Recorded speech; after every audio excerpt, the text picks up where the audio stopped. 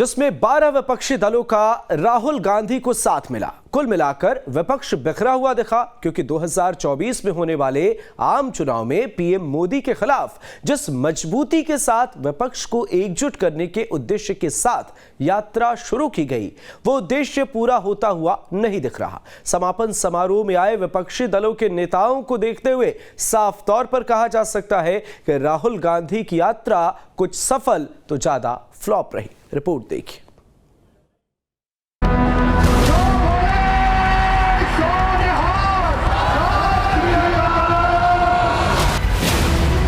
आपकी जो हिस्ट्री है, जो रास्ता आपके गुरुओं ने दिखाया है, उसका मैं आदर करता हूं, उसके सामने मैं सिर झुकाता हूं और वो मेरा रास्ता भी है।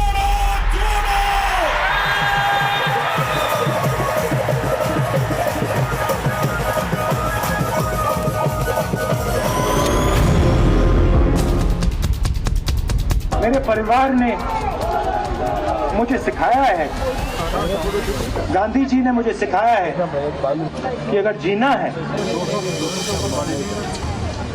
तो डरे बिना जीना है, नहीं तो जीना नहीं।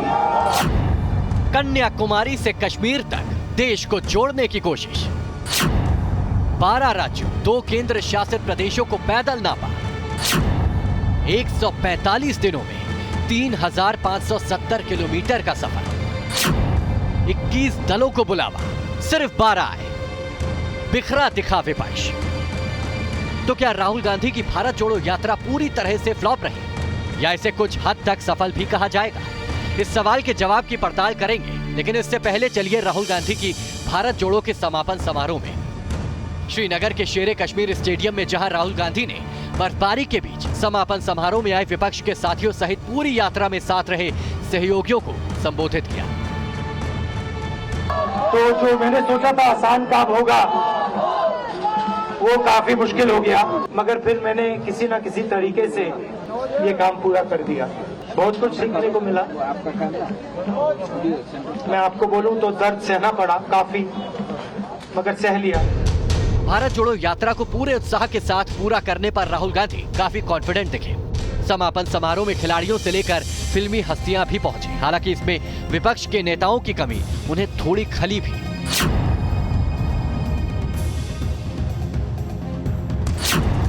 क्योंकि समापन समारोह में शामिल होने के लिए कांग्रेस ने TMC, JDU, Shiv Sena, TDP, National Conference, SP, BSP समेत 21 विपक्षी दलों को न्योता भेजा था, लेकिन आए सिर्फ 12। समापन समारोह में नहीं शामिल होने के लिए विपक्ष के कुछ नेताओं ने मौसम का हवाला दिया, तो कुछ ने सुरक्षा कारणों का। लेकिन इसके राजनीतिक मायने समझे जा सकते हैं। क्या राहुल गांधी को नेता मानने में विपक्ष अभी भी संकोच कर रहा है, या विपक्ष पीएम मोदी को टक्कर देने में राहुल गांधी को सक्षम नहीं मानता? और ये विपक्ष के प्रधानमंत्री कौन होंगे, ये चुनाव के परिणामों के बाद तय होना है। देखिए, नेतृत्व से ज़्यादा ज़रूरी है विचार, और विचारों की एकरूपता का होना आवश्यक है। अब विचारों की एकरूपता स्पष्ट रूप से दिख रही है। नेतृत्व तो स्पष्ट रूप से जब चुनाव आएंगे तो सामने आ जाएंगे कि किनके नेतृत्व में चुनाव लड़ा जाएगा। प्री मैच्योर्ड कोई बात ठीक नहीं होती। आरजेडी नेता एजाज अहमद ने कहा कि उनके नेता लालू प्रसाद यादव और मुख्यमंत्री नीतीश कुमार ने साफ कर दिया था कि बिना कांग्रेस के विपक्षी एकता मजबूत नहीं हो सकती। क्या इसीलिए विपक्षी एकता के लिए तमाम राजनीतिक दलों को एक साथ आना होगा? अभी किसके नेतृत्व में चुनाव होगा उसका फैसला तो फिलहाल नहीं हुआ है, ये चुनाव से पहले तक हो जाएगा। राहुल गांधी ने 145 दिनों में 14 राज्यों का सफर किया। इनमें 80 सीटों वाला उत्तर प्रदेश, 48 सीटों वाला महाराष्ट्र, 39 सीटों वाले तमिलनाडु शामिल है। कुल मिलाकर राहुल गांधी ने लोकसभा की 372 सीटों पर फोकस किया। राहुल गांधी ने 7 सितंबर 2022 को जब कन्याकुमारी में पिता राजीव गांधी की प्रतिमा पर माल्यार्पण करने के साथ ऐतिहासिक भारत जोड़ो यात्रा की शुरुआत की, तो उनके सामने इस यात्रा के 4 उद्देश्य थे। देश में बढ़ती आर्थिक असमानता, जाति धर्म के आधार पर बढ़ते भेदभाव, सरकारी एजेंसियों के दुरुपयोग के खिलाफ लोगों को जागरूक करना तो शामिल था ही, 2024 लोकसभा चुनाव से पहले लोगों का जन समर्थन हासिल करना भी था। लेकिन क्या राहुल गांधी अपने उद्देश्य हासिल करने में सफल रहे? उन्हें यात्रा के दौरान लोगों का प्यार तो मिला, लेकिन क्या उन्हें आम चुनाव में पीएम मोदी को मजबूत चुनौती देने का आशीर्वाद मिला होगा? ये सवाल इसीलिए भी जरूरी है क्योंकि 2024 में आम चुनाव से पहले देश के 9 राज्यों में विधानसभा चुनाव है और अब तक की जानकारी के हिसाब से राहुल गांधी को किसी भी चुनावी राज्य में कोई नया साथी नहीं मिला।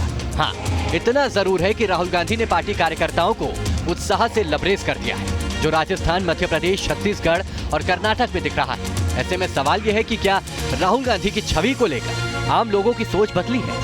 राहुल गांधी की छवि थी कि वो बाहर चले जाते हैं, सीरियस पॉलिटिशियन नहीं है, निकलते नहीं हैं, बात नहीं करते हैं। लेकिन जिस तरह से उन्होंने यात्रा निकाली और 12 राज्यों से यात्रा गुजरी, कश्मीर में गए वो, और उन्होंने जो भाषण दिया है, जिस तरह की बातें कर रहे हैं, उससे निश्चित रूप से उनकी छवि तो बदली है। राहुल गांधी ने भारत जोड़ो यात्रा के रूप में अपनी राजनीतिक करियर की सबसे बड़ी पारी खेली है, इसमें कोई शक नहीं है। उन्होंने मेहनत भी कड़ी की है, लेकिन सवाल ये है कि क्या इस यात्रा से राहुल गांधी को कोई राह भी मिली है जिस पर चलते हुए वो 2024 आते आते अपना कुंदा बढ़ा लेंगे और बढ़ी हुई ताकत के साथ नरेंद्र मोदी और दुनिया की सबसे बड़ी पार्टी बीजेपी को टक्कर दे पाएंगे।